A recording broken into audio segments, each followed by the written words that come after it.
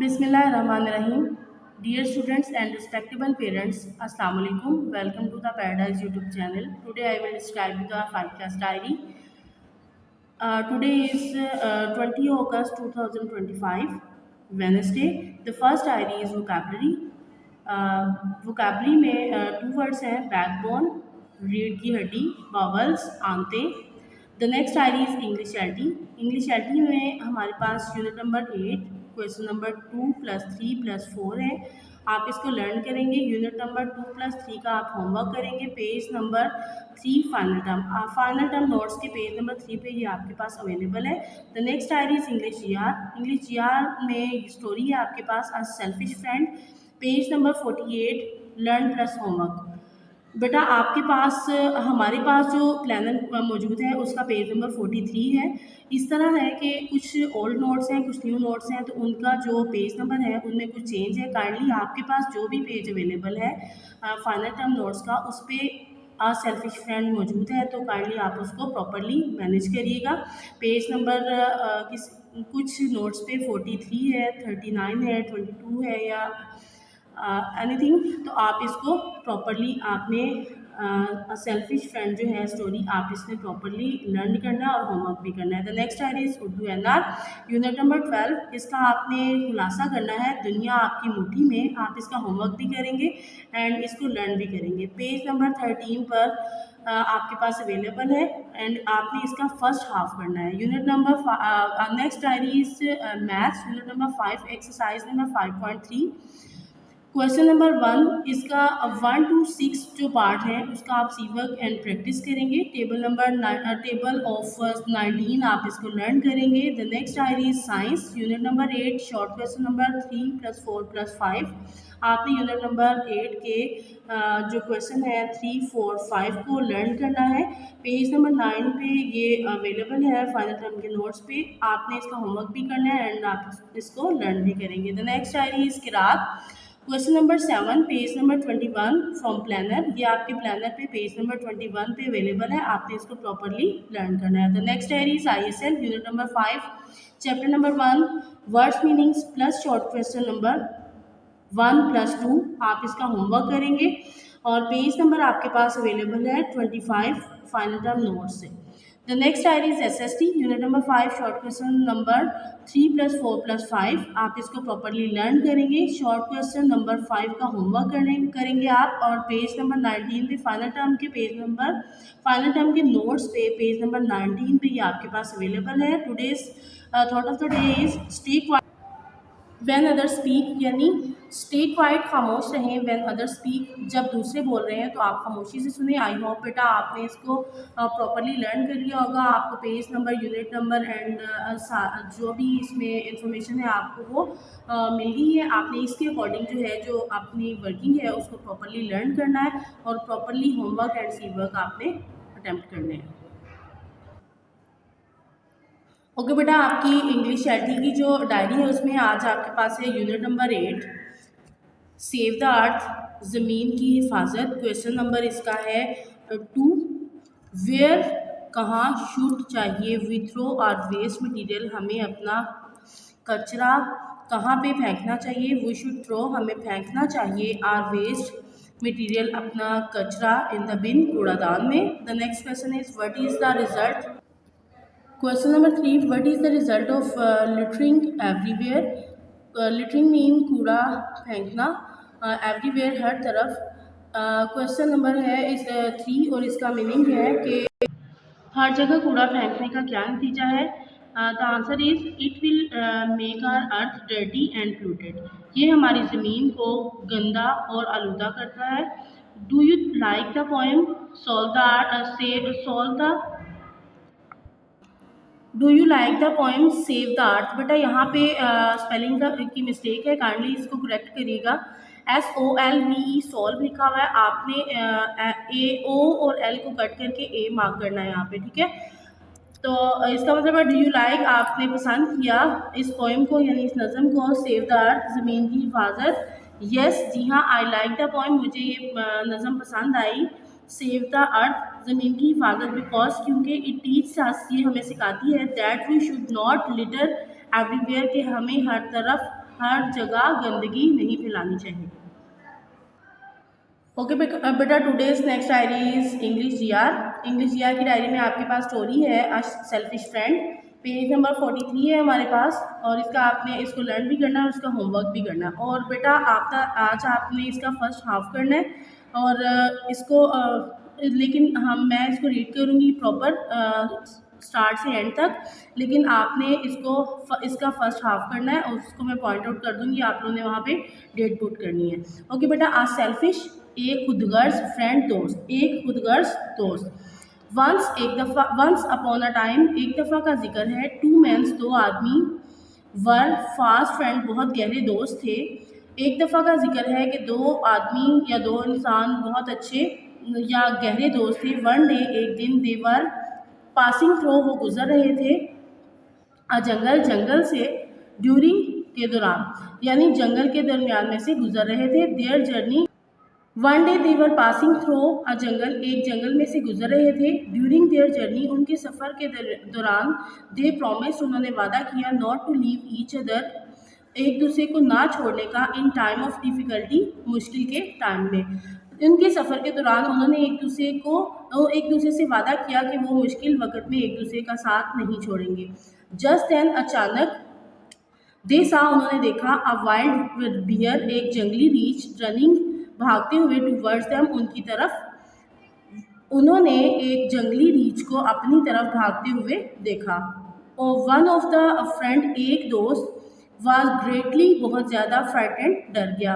एक दोस्त बहुत ज़्यादा डर गया। इंस्टेड, बजाय, ऑफ सेविंग, बचाने के, हिज फ्रेंड्स लाइफ, अपने दोस्त की जान बचाने की बजाय, ही जस्ट थॉट, उसने सोचा,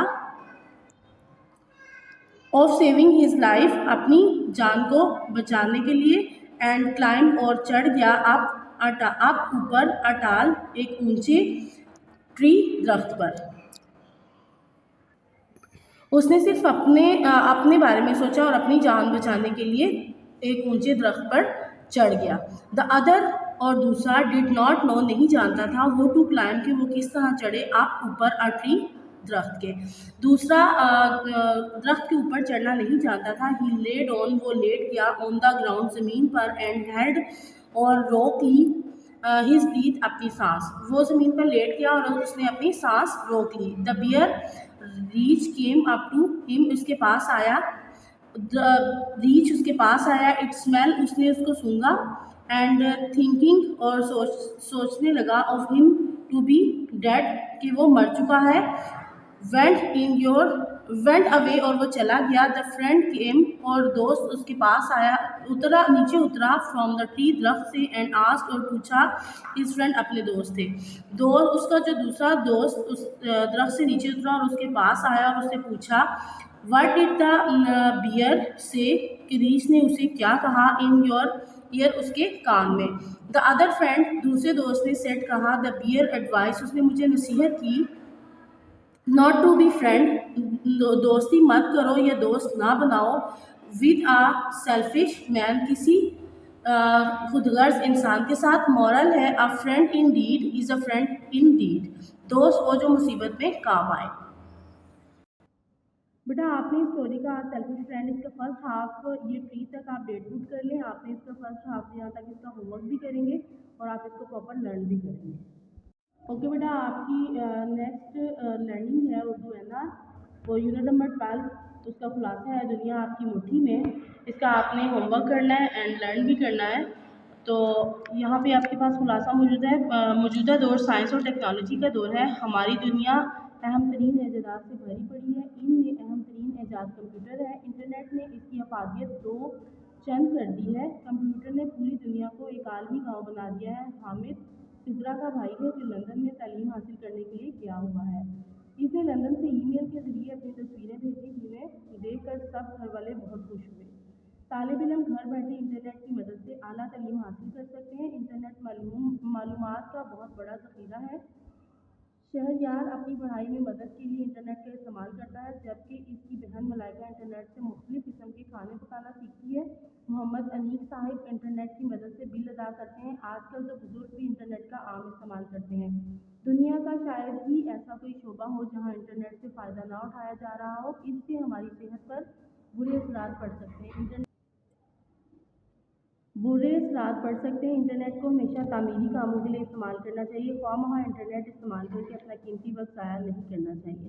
बेटा आप इसका फर्स्ट हाफ करेंगे और इसका होमवर्क भी करेंगे, प्रॉपर इसको लर्न करना है आपने। यहाँ पे आप डेट पुट कर लें। ओके बेटा, आपकी फर्स्ट डायरी है साइंस की, unit number 8, short question number 3, 4 और 5 पेज नंबर 9 पे अवेलेबल है आपके पास। फाइनल टर्म नोट्स है आपके पास अवेलेबल, तो इसका आप लोग होमवर्क भी करेंगे और आप इसको प्रॉपर लर्न भी करेंगे। क्वेश्चन नंबर 3 है, what is decomposition? The answer is bacteria and fungi found in the soil.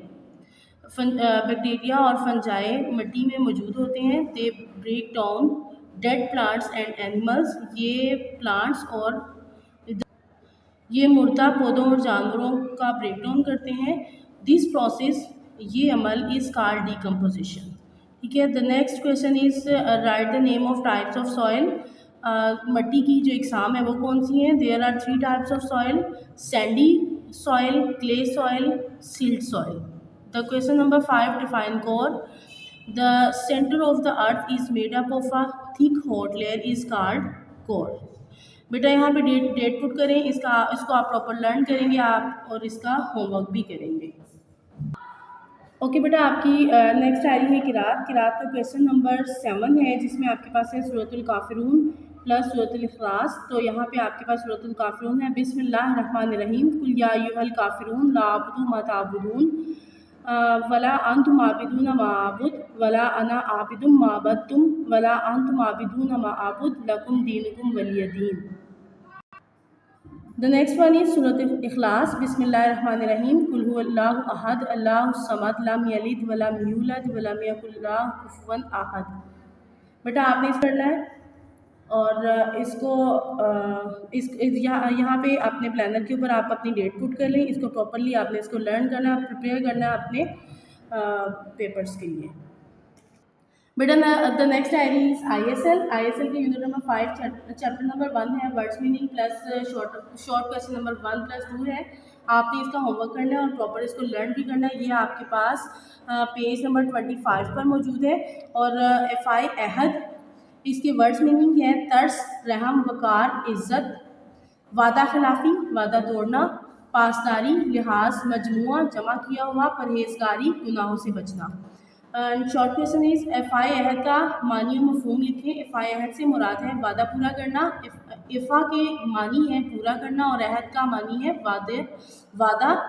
अहद के मानी वादा के हैं। द सेकंड क्वेश्चन इज वादा पूरा करने के मतलब एक आयत का तर्जमा लिखें। अल्लाह ताला का इरशाद है और वादा पूरा करो, बेशक वादे के बारे में सवाल किया जाएगा।